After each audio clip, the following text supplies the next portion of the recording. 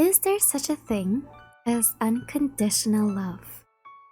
I think this is something that a lot of us have struggled with answering in our lives, whether it be in family, friends, or even partners. The concept of unconditional love insinuates that affection and devotion are supposed to be freely given without rhyme or reason. However, it's not wrong to think that such a concept doesn't exist.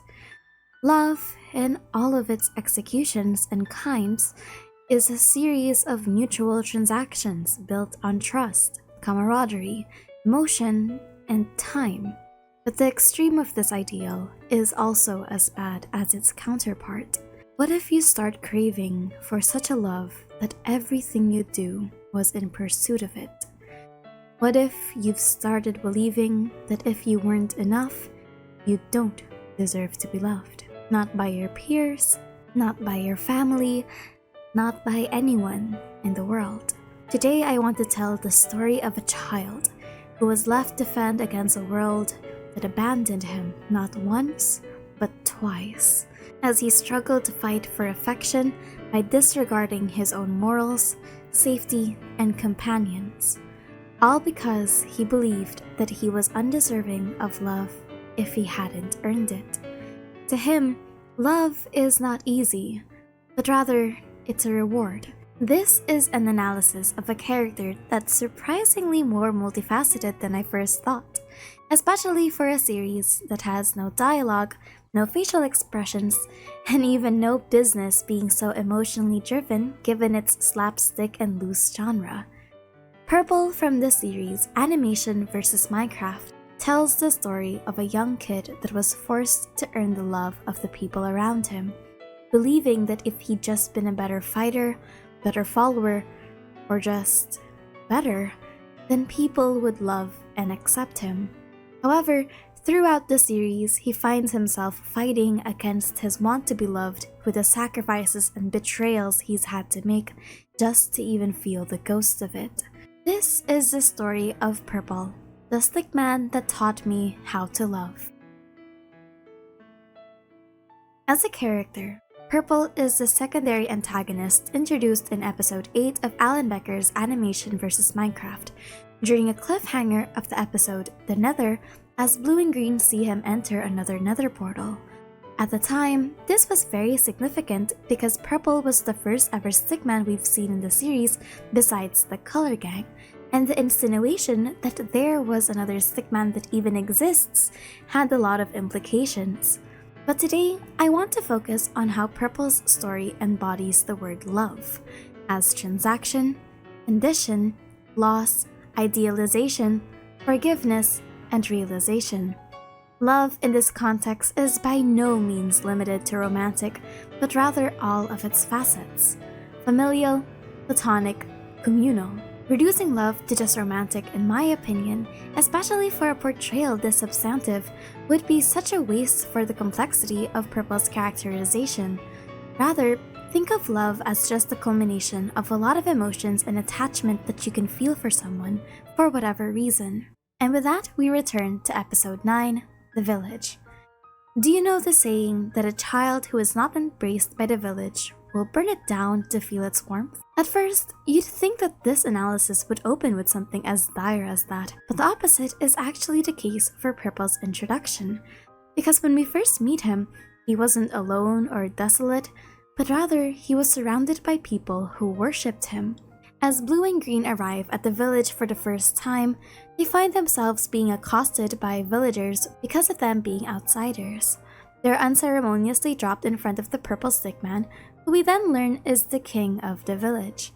Rather than ruling through fear, we see that the villagers are genuinely satisfied with their current way of living under him. Purple goes to the Nether to get nether quartz for the people, and it doesn't seem like he's asking for anything in return. The villagers are just happy to line up in front of the king, and he just kind of pays for their services. This is transactional love, affection fostered through trade and mutual benefit. However, it's important to note that transactional love is not inherently malicious or bad. A lot of things and people in our lives are filled with transactional love, We appreciate a coworker that helps us out when we're tired, and in the future, we return the favor. When others extend their hand or when we do vice versa, there is a formation of goodwill. That's because transactional love also garners respect, credibility, and trust. I trust that you will help me, and in turn, you can trust that I'll help you. In its own way, transactions are how people build a rapport with each other. Purple, by all means during this scene, is a good king. He gives the people what they want, and the villagers in turn show their loyalty to the king without question, like how they decorate their homes in purple, or how quick they are to apprehend blue and green. But transactional love comes with its shortcomings. Unfortunately, this is exactly what purple's insecurities feed into. When blue and green show the villagers that they too have nether quartz, they're completely oblivious to the whole arrangement as they start giving the nether quartz for free. Purple had no initial reaction to them, but it's only when his authority and worth as a king is challenged that he demands they be taken away. And it's this moment that sets the tone for Purple's inner psychology. What blue and green are basically showing him by giving these people what they want is that he is replaceable, and his worth as a king is meaningless if he can't provide. We learn through this exchange that Purple is quick to take extreme measures when faced with an ordeal that challenges his worth, often to the detriment of others. He's not opposed to eliminating them if it means cementing his place and his peace. But it isn't to say that Purple's worries of the villagers betraying him are completely unfounded. At first glance, it does seem that way. Blue and green are able to escape the prison by bribing the jailer with gold, and they're also able to get a whole trade going. When Purple catches wind of this as his own court abandons him, it was only after seeing what the villagers really wanted the materials for that he was placated. Because in the same vein that transactional love can be broken if the trade is no longer provided, it can also be strengthened by loyalty, consistency, and service. The villagers never had any intention of replacing Purple, as though the new Stickman were also providing them with the trade. They already had a king. Instead, they wanted to honor Purple's continuous generosity by building a shrine to him. What I love about this scene is that he does apologize to Green and Blue for how he treated them, and gave them a crown as a symbol of their friendship. In a way, this is also him accepting that they did earn the title king just like him. It's also in his own humility that he puts Blue and Green as equals rather than just apologizing. And we'll see later why this is very important for a character like him, sharing love to others that have also earned it rather than taking it all for himself. Nevertheless, in this sequence, Purple learns that transactional love is not as fickle as he first thought it to be, and that neither Green nor Blue had any intention of stealing the village's affection for him. However, as the episodes go on, we get a glimpse of Purple's cracks pushing through, particularly with the scene that tested his character's morality, the Dragon Egg Betrayal. In episode 10, Purple asks for Green and Blue's help in entering the End and defeating the Ender Dragon. The three are successful in driving the dragon away from the healing beams. Purple, while holding on to Blue, notices something in the middle of the podium, a lone dragon egg that symbolizes their successful conquest of the End. After slamming into a floating ship, Purple finds the item that becomes a staple tool both practically and emotionally for him, the elytra, a pair of wings that lets him move around and be free. But as the dragon disintegrates the boat that Blue and Green are on, Purple is faced with a difficult decision. Either he saves Blue and Green from falling to inevitable nothingness, but risk the dragon regenerating on the main island, or he sacrifices Blue and Green and pursues the egg with the elytra's speed. Even after seeing the potential good in him, Purple throws that all away. Purple abandons his morals and his newfound friends, all for the sake of seeking the gratification. Some people have read into this as though Purple was always intending to betray them when they entered, but I genuinely disagree. Not only did he already apologize to the two prior to this, but he also didn't abandon Blue the first time he got his wings. He was hesitant and had to make a definitive call in the heat of the moment. Save them or save his ego. Still, regardless of the intention or the reasoning, it doesn't erase the fact that he betrayed them, but it does show something deeper. Purple isn't evil for evil's sake. His bouts of good and bad shouldn't cancel each other out, but they are very sporadic. And both of those aspects of him contextualize his entire character. On one hand, when he finishes what is essentially the murder of two innocent people, he's relatively unperturbed. But it's when the dragon ravages his civilians that Purple goes back on something stronger.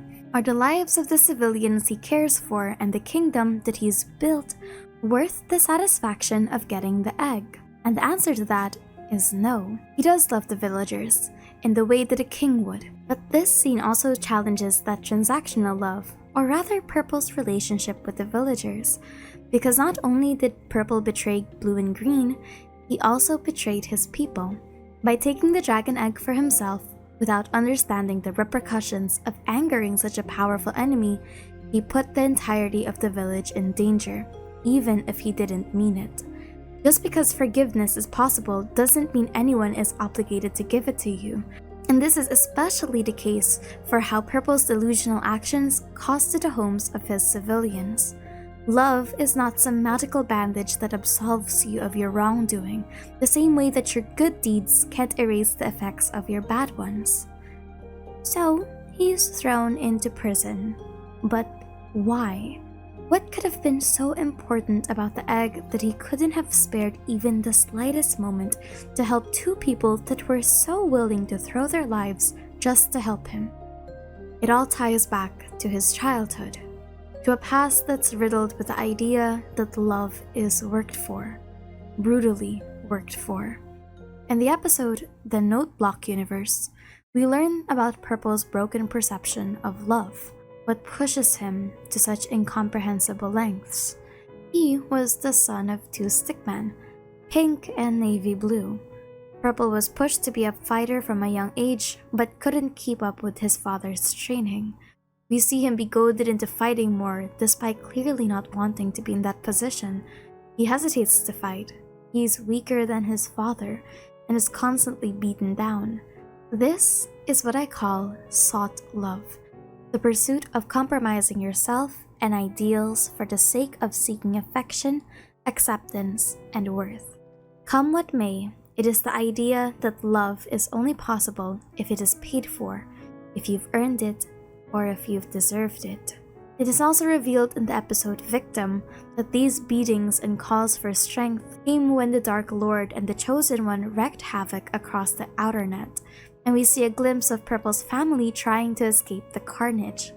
It's possible that Purple's relentless training came from this moment where strength was equivalent to preservation. This abusive relationship is also most dangerous when the child starts rationalizing their parents' mistreatment of them. Many stories about proving yourself to your parents have an undertone of spite for the parent, fueled by personal ambition first and foremost to become better than them.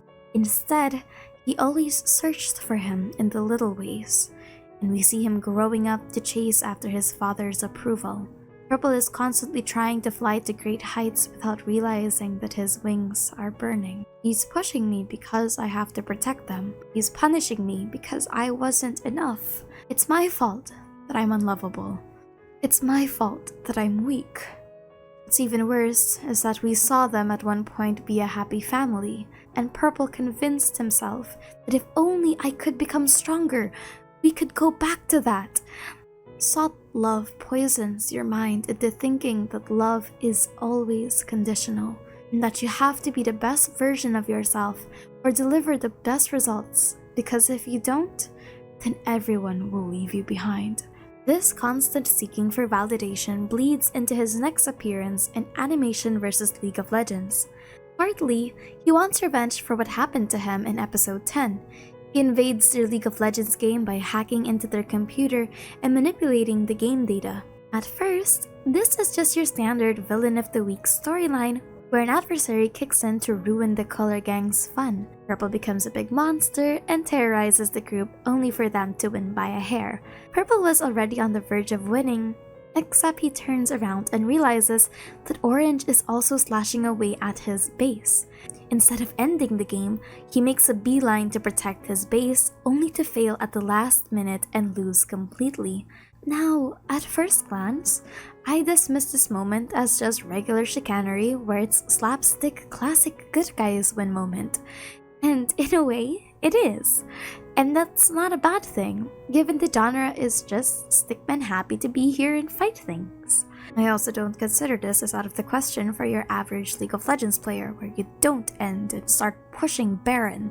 But it's the ending that really expanded Purple's potential as a character. After every atrocity and hack he's done, his reaction when losing is surprisingly more timid.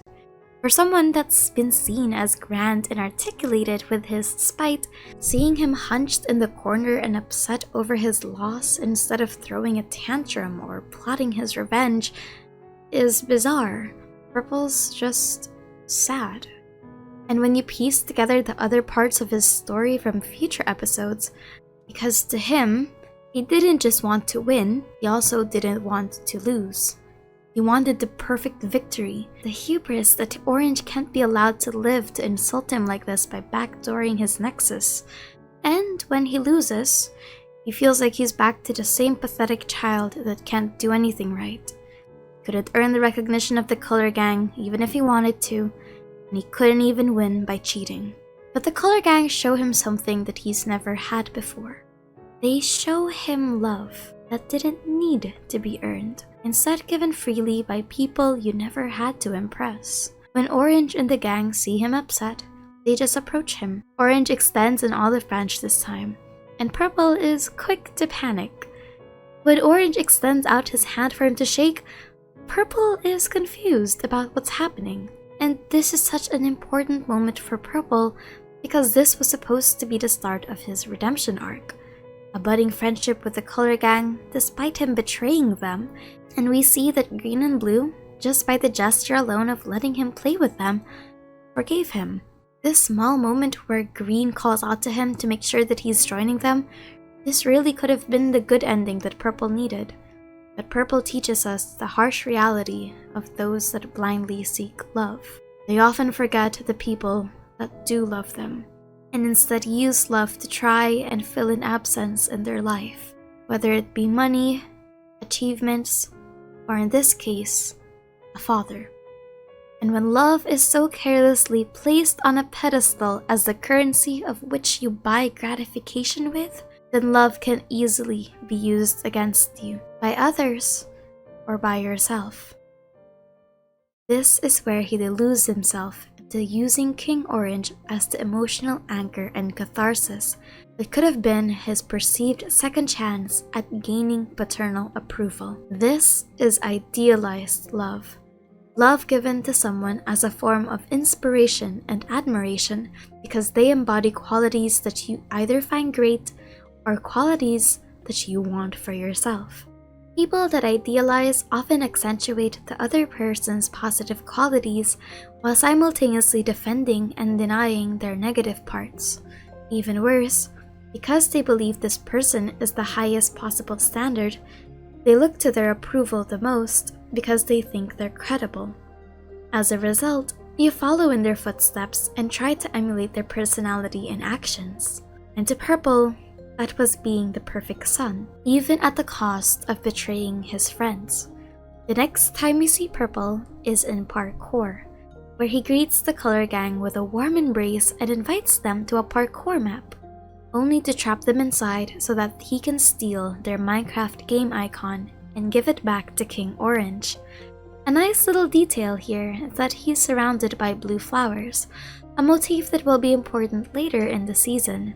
But I would argue that it isn't King Orange that was weaponizing love against Purple, because to him, he has no idea about Purple's true emotions and insecurities. If anything, King Orange just sees Purple as, at best, an overzealous child that seems to have just joined him for the knack and thrill, and at worst, a simple means to an end. But at this point of the story, King Orange doesn't even regard him as anything more than a subordinate. This is much deeper. It's Purple's own psyche that's weaponizing these emotions against him. The constant idea that you must earn this love through strength and rigor, following a whatever it takes attitude, compared to the once confident and brash Purple from the previous seasons, He's become much more subservient. He sees King Orange as his second chance for getting that validation and affection he lost when he was a child. You even see that Purple instinctively flinches when King Orange raises his hand. He also looks hopeful when King Orange does finally get the Minecraft block, and he immediately flies to him, expecting that, just like the plan, they ruled the world together. We see that in the episode The King, that he is the one that reached out to work with him. I don't think he ever wanted to actually find a father figure in King immediately during this scene, because emotions as deep as this require time to fester. Idealized love doesn't come from nowhere, but it does build over time the more that you know about this person. Everything that fits in this criteria just becomes an object of affection. I think this is just what naturally developed with Purple towards King because of his own insecurities. Idealized love can be a source of healthy inspiration, and sometimes it's also nice to think of the people around you with rose-tinted glasses. Idealization on a healthy regard can create benchmarking where you want to reach a certain level of good self-improvement because you also want to put your best foot forward for them. Looking at others in a positive light like this can also accentuate their good qualities and make you more willing to be friends with them.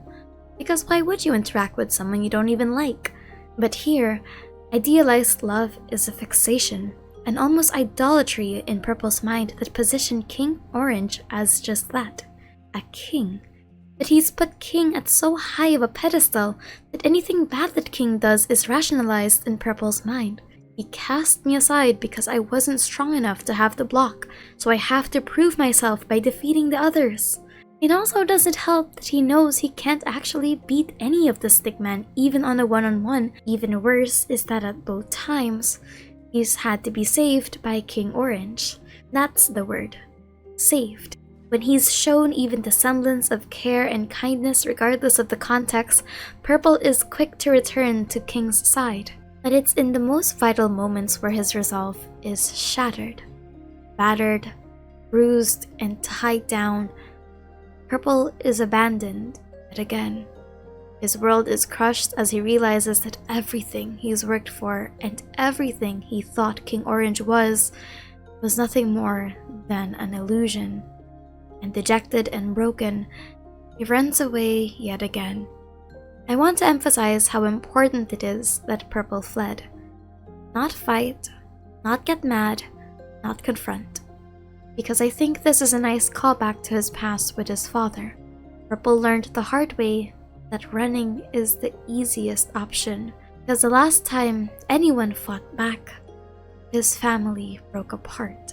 And with that, I want to talk about the second half of Purple's family, his mother Pink. The death of his mother symbolizes lost love, love that was taken away by circumstances beyond your control. Pink was Purple's anchor through his hardships with his father, and when she confronted Navy, that was the final straw that broke the camel's back. Purple's relationship with her isn't as fleshed out prior to her death, but it is revealed that her death deeply affected him. Even when his father was leaving, Purple was still considering his mother's feelings. Lost loves are different depending on the circumstances. Some are lost out of our own shortcomings, some of the shortcomings of others, and some are just events completely out of our control. But because we're human, we tend to place all of the blame on ourselves when tragedy does strike. But what's most tragic about Purple's story is that his mother's death only further exacerbated the wounds that his father left behind. And worse was that throughout the rest of his life, he ended up only fixating on his father's disappearance rather than his mother's vital love and care. Death often feels like a complete stop, and rather than appreciating what was given by the person that was lost, we tend to fixate on their disappearance and magnify the what-ifs that we could have done. In the end, his guilt for his mother's death only amplified his attachment to his father. Him falling down with petals at the end of King's betrayal could have been symbolic of two truths in his life. He was reminded of how his father left his mother, and he was reminded of the parent that truly loved him. He had only held onto the memory rather than truly appreciate it. which is why at the end of the series, when Purple is returning to his mother's grave after everything he's gone through, the gesture is more secure. He's had the opportunity to not only accept his mother's death, but also move on with his life. But Purple's story doesn't end with just the tragedy of a child who burnt the whole world down, or a villain that demanded love from those around him. Instead, his story picks up the pieces of a broken heart and puts them back together. Imperfectly, yes, but nevertheless an attempt. The series explores the other truth of love. Love is not easy, but there will always be room for it if you allow for it to come back. And love isn't just something you gain from perfection and conditions. It's not as black and white, but rather a series of difficulties that you have to face together. Love is found in the places where you weren't looking in, or with people you never even thought you'd find it from. And this is where we explore the most important character in Purple's story. At first, I wanted to give that title to King Orange, but I decided against it when I realized that Purple learned the most crucial form of love because of Green's intervention: forgiveness. While the adult in Purple's life symbolized the love that he was chasing, Green played a different role in representing external love. He represents those who care for you, who will always push to understand, and they're willing to push further if they gotta bring you back to your senses. Love built on pure hedonism and happiness can never survive the brutality of life, because love was never easy, and it also isn't blind. It's not passive. Instead, it's a constant push for self-betterment, because those that truly cherish you want you to be the best version of yourself, not because it benefits them or it fits in their criteria, but because they care about how you see and how you treat yourself. Green's friendship with Purple is far from perfect throughout the series, and is one of the most fascinating portrayals of constant betrayal despite everything. They still forgave Purple when he apologized and was ready to give their time and possibly lives to fighting the Ender Dragon. Even when Purple terrorized them in League of Legends, Green still wanted him to join them and made him feel welcomed. But even Green has his limits, and he still had his family to protect. Which is why when he confronts Purple, he's hurt, and most especially furious. But he doesn't immediately fight Purple. Instead, he demands answers. And this is why I value this friendship so much. Even when it was already confirmed before his eyes that Purple was colluding against them, he gave Purple the chance to explain himself. And it's here that we see Purple's internal conflict. Fail at his second chance at earning the approval of someone that he saw as a role model, or fail the people that trusted him despite everything. Love, in all of its facets, isn't naive, but it is optimistic. Someone that cares for you deeply wouldn't just immediately dismiss you, but they won't accept your bullshit either. People who love you will challenge you when you're being unruly. The Note Block universe shows the beauty of patience and forgiveness, but also regret. Purple didn't demand forgiveness, and even though Green was willing to give it, Purple still had to earn it. Because love doesn't come from emotions given one-sidedly, but a continuous flow of understanding each other and changing yourself for the better. Green forgiving Purple without Purple changing is delusional, and Purple repenting while still being punished is cyclical. Except that's not what happened. Purple didn't even think that he was deserving of forgiveness, and even ran away from it. He believed that he failed, and even worse, that he betrayed so many people for someone that didn't care about him. To him, he was cruel, vile, and evil. Someone that didn't deserve love at all because of all the pain he's caused others. So, Green gives him back his wings. The wings that represent Purple's potential to fly to great heights, but also the symbol of his hubris. Green's message to him is resounding. He doesn't think of Purple in the simple box of good or evil, worthy or not, but simply as Purple.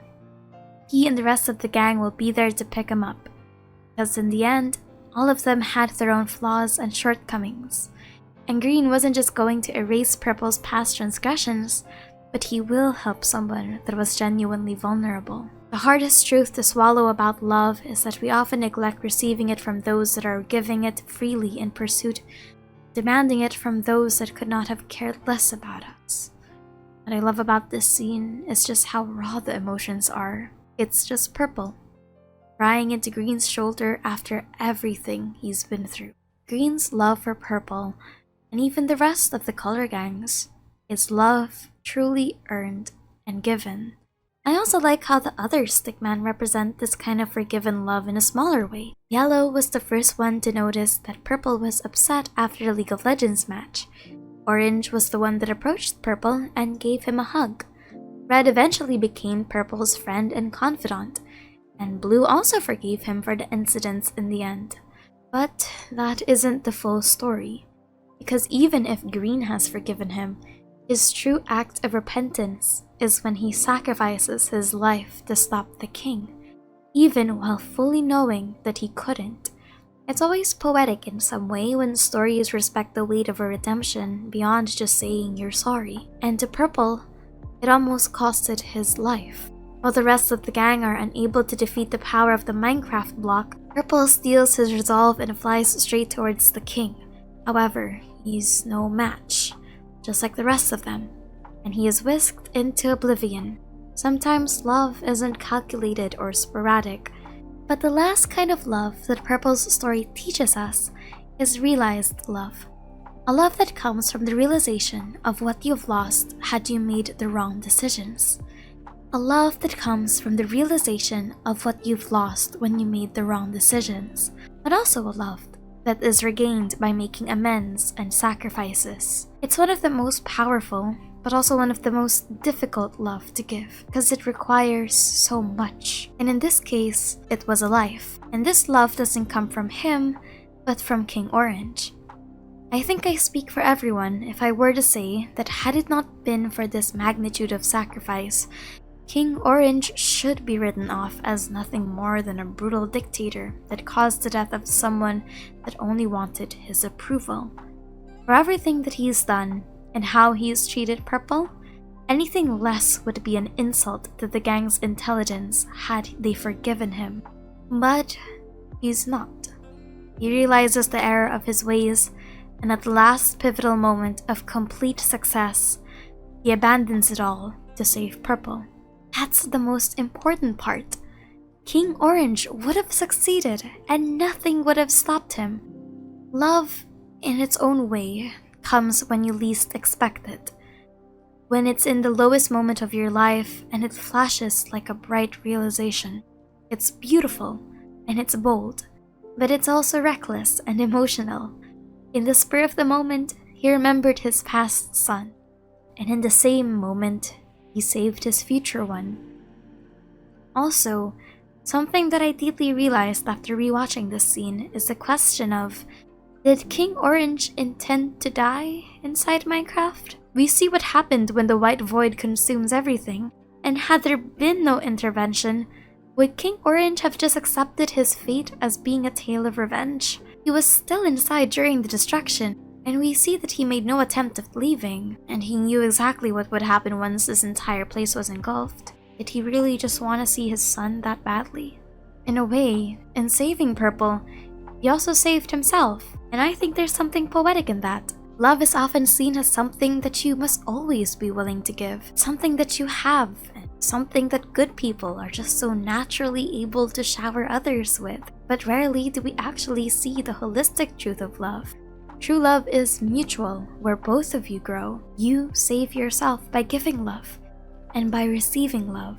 By doing so, he frees himself and realizes that there was someone else waiting for him to return.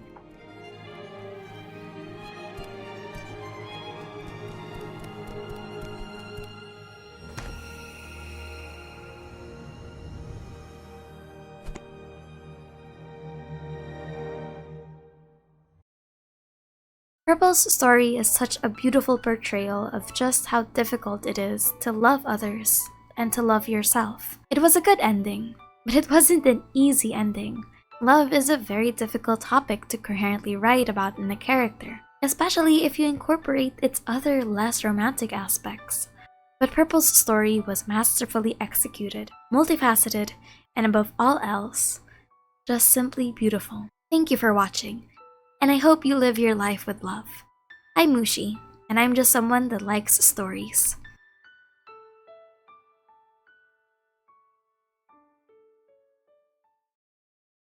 If I could begin to be half of what you think of me, I can do about anything. I could even learn how to love.